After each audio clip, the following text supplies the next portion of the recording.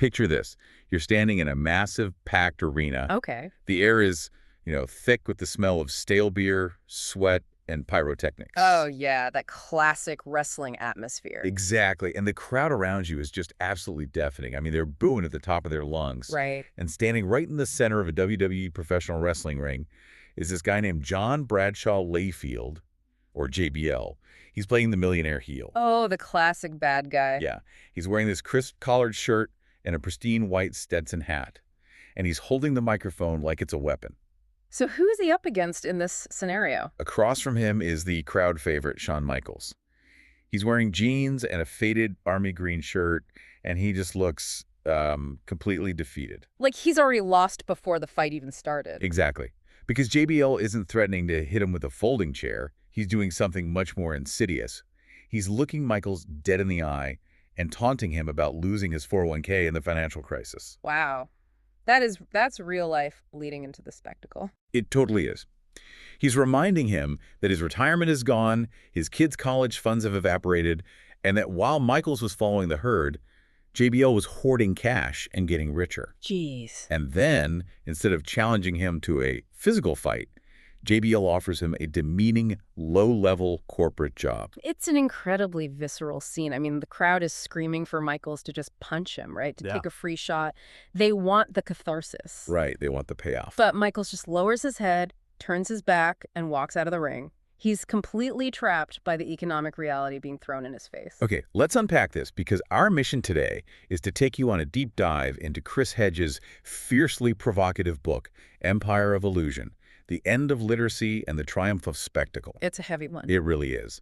We're going to explore how American culture has, systematically traded reality, moral complexity, and genuine human connection for a comforting yet deeply destructive diet of celebrity, spectacle, and corporate compliance. Right. And we should probably put a quick disclaimer out there. Yes, definitely.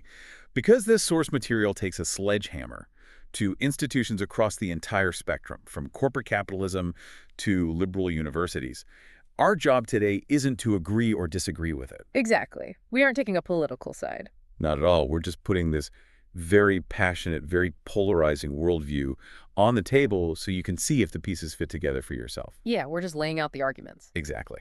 So that wrestling match we started with, it isn't just lowbrow entertainment.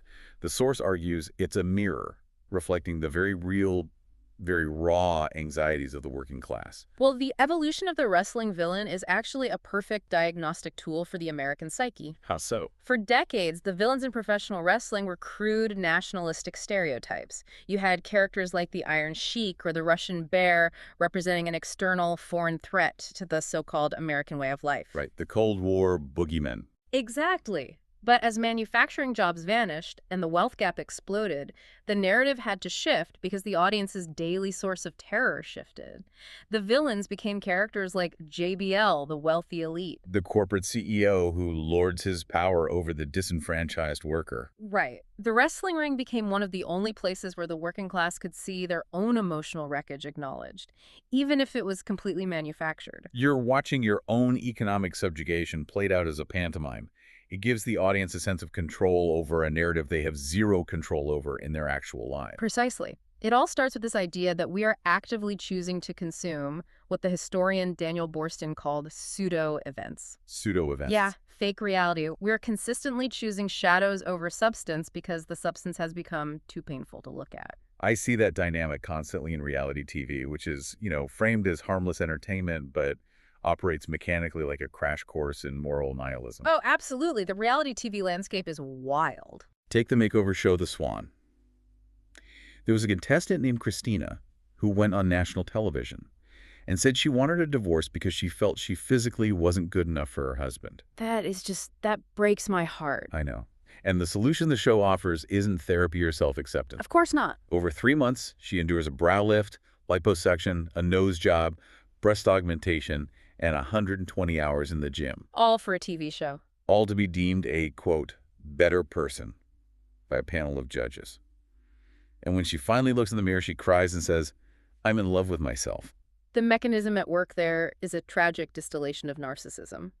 The underlying psychological message being broadcast into millions of living rooms is that human worth is entirely dependent on physical perfection. And conforming to a manufactured celebrity ideal. Exactly. Your internal life is irrelevant. Your external packaging is your only currency. And if you look at the mechanics of a show like Survivor, the lesson is even darker. How does Survivor fit into this? It teaches the viewer that compassion and loyalty are active liabilities. There was a contestant, a retired police officer named Marilyn. Okay, Mad Dog Marilyn. Yeah, and she totally trusted her best friend on the show, Tina. Tina even called Marilyn a constellation in her life. A constellation? Wow. Right, but when the vote came down, Tina voted her off purely for strategic advantage. It just normalizes betrayal. It essentially says, I value your friendship, but you are no longer useful to my personal advancement, so I'm erasing you. And we cheer for it. We call it good gameplay. The source material points out how long we've been running this exact playbook by contrasting the John Wayne movie, Sands of Iwo Jima, with the actual life of Ira Hayes. Ira Hayes, he was one of the real Marines who raised the flag at Iwo Jima, right? He was, and the public ravenously consumed this sterilized, patriotic myth starring John Wayne, an actor who never served a day in the military. Well, the real hero was suffering. Terribly. Ira Hayes, the actual human being who survived the horror, was suffering from severe PTSD. He knew his friend had been tortured and mutilated on that island, but he was paraded around for war bond drives like a prop. That is so dark. It is. The mechanism of the spectacle requires the suppression of real human suffering. Hayes ultimately drank himself to death while the public celebrated the illusion of his heroism. That contrast really exposes why we prefer the myth. The reality of Ira Hayes' trauma demands something from us. It demands empathy, policy changes, a confrontation with the horrors of war. And the movie demands nothing. Right. The John Wayne movie demands nothing. It just entertains us and makes us feel righteous. It completely bypasses the intellect. Which is exactly why political discourse has degraded in tandem with our entertainment. Yeah, the book gets into that, right? It does. The source notes that the famous Lincoln-Douglas political debates in 1858 were spoken at an 11th and 12th grade reading level. Which makes sense for a serious political debate. But by the late 20th century, presidential debates had dropped to a 6th or 7th grade level. We are dealing with junk politics. I'm trying to square that, though. If a politician knows they are addressing adults, why intentionally speak like you're addressing middle schoolers? It can't just be that politicians are getting less intelligent. It's an incredibly calculated tactic. Speaking at a 6th grade level isn't about a lack of vocabulary. It's about bypassing the brain's analytical security system. Oh, okay. I see where this is going. Complex language requires the listener to use logic, to hold competing ideas in their head, to weigh nuance. Simplistic language operates entirely on an emotional frequency. Politicians are no longer judged on the viability of their policies. Exactly. They are judged on their manufactured personal narratives and how effectively they can trigger fear or tribal loyalty. That makes a terrifying amount of sense. Yeah. If you speak in nuance, someone might disagree with your logic. If you speak in pure emotional triggers, you just bypass logic altogether. Yeah, you just hit them right in the gut. But if everyone kind of knows that political spin is highly manufactured, and we know reality TV is scripted, why are we so captivated? Are we actually being fooled? Or are we actively begging to be lied to so we don't have to face the chaos of real life? That is the pivotal question of this entire deep dive. If you think back to the allegory of Plato's cave, the prisoners don't just happen to be looking at shadows. Those shadows are their entire world. Right, they don't know anything else. And when someone is dragged into the harsh sunlight, the reality is blinding and painful. The argument here is that stepping into the light of our current reality, the economic fragility, the social decay, the sheer scale of global suffering has become culturally terrifying. So we happily pay for the chains. We beg for the shadows. Exactly. We want the illusion. And when you train a culture to view reality as just a stage play and to view human beings as just characters you can manipulate or vote off the island when they stop being useful, that mindset doesn't just stay on the TV screen. No, it definitely doesn't. It bleeds into our most intimate relationships. It leads straight into the ultimate commodification of the human body. It does. And the source explores this commodification by taking us to Las Vegas, which functions as the symbolic capital of this entire culture. Vegas is basically built on illusion. Exactly. It's a city engineered entirely on fake experiences, a fake Eiffel Tower, fake Venetian canals. It's an environment where reality is suspended by design.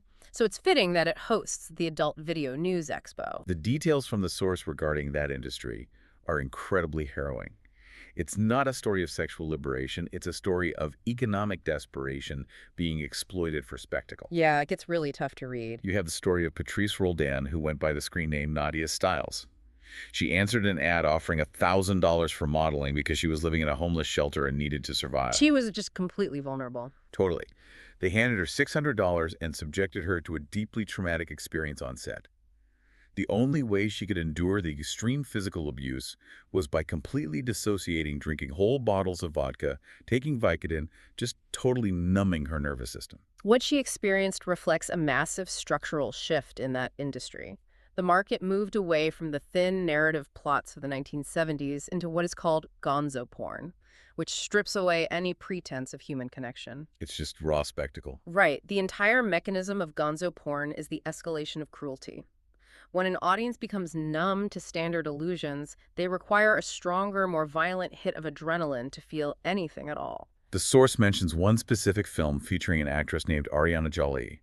The physical degradation she endures over a 6-hour shoot with dozens of men is staggering. It's hard to even comprehend. But what really sticks out is the aftermath. The way the director and the crew treat her when the cameras stop rolling, ignoring her completely, as she wanders around naked, bleeding, and exhausted. It's chilling. She ceases to exist to them the moment she stops performing. She's not a human being. She's a prop they rented for the afternoon. She is a commodity in the purest sense, and the source draws a deeply disturbing yet vital parallel here between the sadistic images of physical abuse in mainstream pornography and the photographs of torture that came out of Abu Ghraib. Wow, that is a stark comparison. It is, but both sets of images turn human beings into submissive objects. Both reflect a culture that has replaced the capacity for empathy with the eroticization of absolute power and domination. Here's where it gets really interesting. It's like society has taken the capitalist concept of a throwaway consumer product like a disposable razor or a paper plate and applied it directly to human intimacy. Yes. We want the utility without the maintenance. And nowhere is this more literal than with the real dolls being sold at that Vegas expo. Oh, the silicone dolls. This is where the psychology becomes incredibly stark. These are custom $7,500 silicone dolls. There's a buyer profiled in the book identified as Dr. Z who owns 8 of them. 8 of them? 8. He keeps them in his closet, dresses them up, and explicitly states that he prefers them to real women because they don't talk back. That is just wow. He is in full control. It is the logical, horrifying conclusion of this entire cultural trajectory. The ultimate desire for an objectified, perfectly compliant body that offers absolutely zero human pushback. What's fascinating here is how this micro-level desire for control scales up to the macro level. A culture that actively consumes and normalizes the physical degradation and commodification of women for profit is a culture that has structurally dismantled its own empathy. And when empathy is gone. When a society loses its empathy, it easily accepts the warehousing of millions of people in prisons. It accepts poverty as a moral failing rather than an economic condition. It accepts endless imperial wars. Exactly. The violence on the screen isn't an anomaly. It is a direct mirror of the violence of the corporate state. So if we step back and look at the board, we have a culture suffering from a profound lack of empathy, consuming human suffering as entertainment, and engaging with political discourse at a middle school level.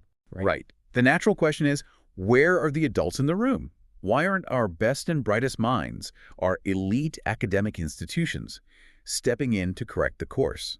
Because, according to the framework we're exploring, those elite academic institutions aren't designed to correct the course. Right. Really? Yeah. They are engineered to manufacture the compliance that keeps the system running. They are no longer teaching wisdom. They are producing the managers of the spectacle. They've effectively become vocational factories for the corporate state. The source points out that degrees in the humanities have plummeted to about 8%, while business degrees have jumped to nearly 22%.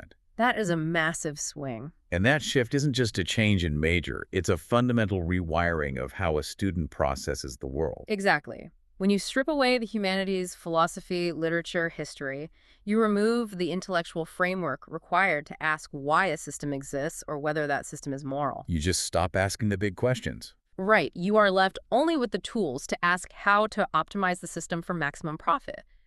Students are being trained as systems managers who blindly serve existing corporate hierarchies without ever questioning the collateral damage. You see this perfectly illustrated with the University of California, Berkeley. This is a campus historically revered as a bastion of free speech and anti-establishment protest. Oh, absolutely. The epicenter of the counterculture. Yet they signed a massive $500 million research deal with British Petroleum. BP? Yeah.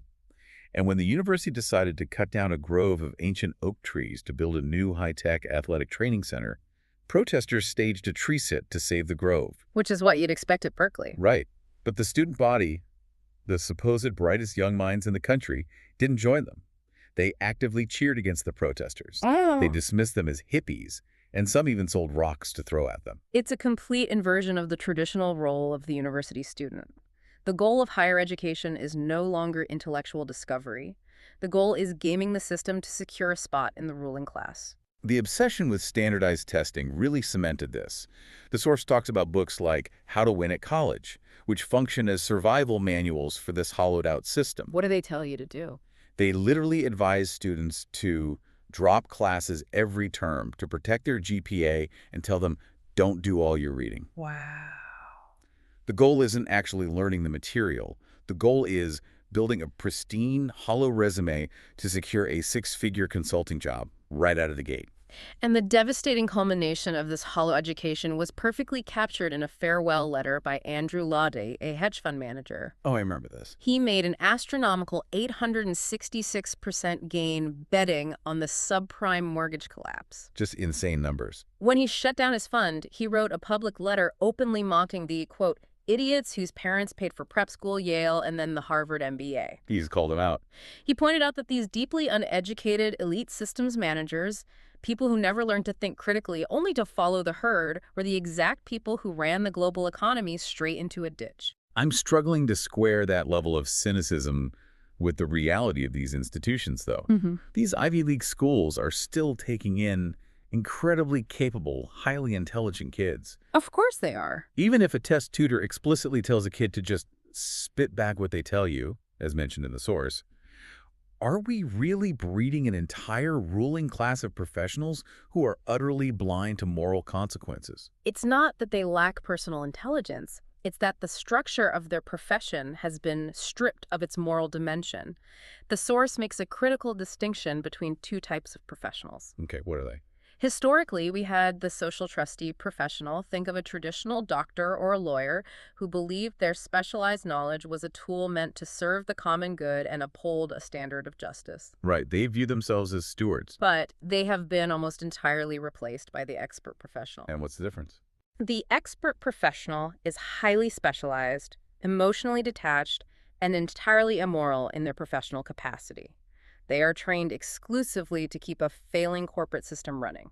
So they don't look at the big picture. They don't ask if the subprime mortgage they are packaging is predatory. They only ask if the algorithm maximizes the quarterly return.